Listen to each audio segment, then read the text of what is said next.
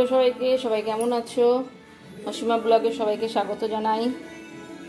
দেখো আজকে তো ইলিশ মাছ নিয়ে এসেছি, আজকে ডিমবালা, জানি না কেমন টেস্ট হবে, তবে আজকে এটা রান্না করব, তাই তোমাদের সঙ্গে একটু শেয়ারও করব।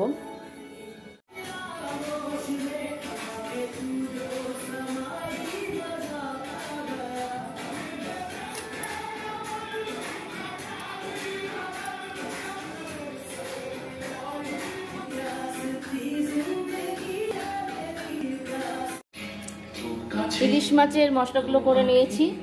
এটা হলো কাজু পোস্ত আর সাদা সর্ষে বেটে নিয়েছি আমি কাঁচা লঙ্কা দিয়ে, আর একটু দই নিয়েছি, কাঁচা লঙ্কা নিয়েছি, একটু দুধ দেব আর একটু সস দেব। আর যেহেতু রান্না তো সর্ষের তেলেই হবে, সর্ষের তেল দিয়েই করব। আমি তো ইলিশ মাছটা কাঁচা করব, সেই জন্য সর্ষের তেল দিয়ে দিয়েছি।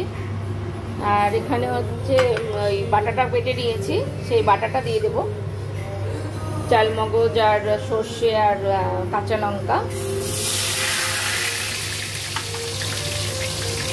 দই দিয়ে দিচ্ছি,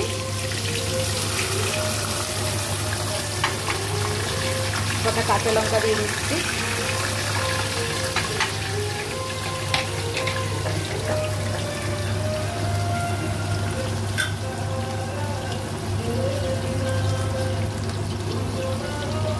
একটু নুন দিলাম,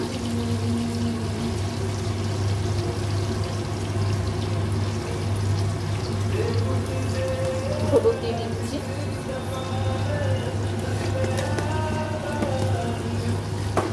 আমরা যেহেতু বাঙাল, সে সবেতে একটু করে আমরা চিনি খাই, জানি না সবাই খায় কিনা, কিন্তু আমরা খাই।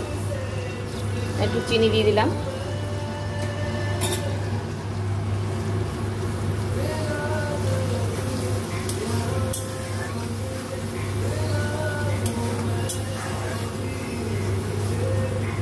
তো আমি জল দেব না, একটু মশলাটা কষে গেলে আমি একটু দুধ দিয়ে দেবো। আর দুধ দেওয়ার পরে মাছগুলো দিয়ে দেবো। মাছটা বেশি ফোটাবো না, কারণ সর্ষে যেহেতু আছে।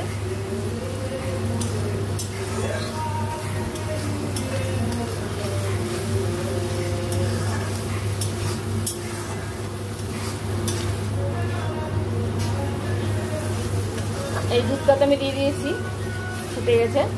এবার আমি কাঁচা মাছগুলো সব দিয়ে দেবো।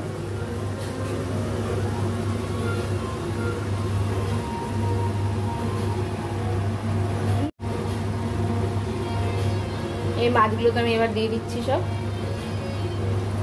কাঁচা মাছ।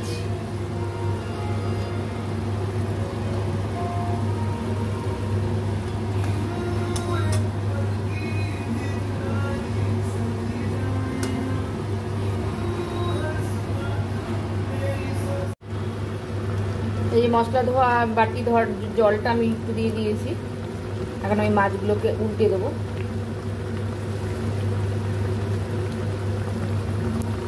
সব মাছগুলোকে উল্টে দিয়েছি।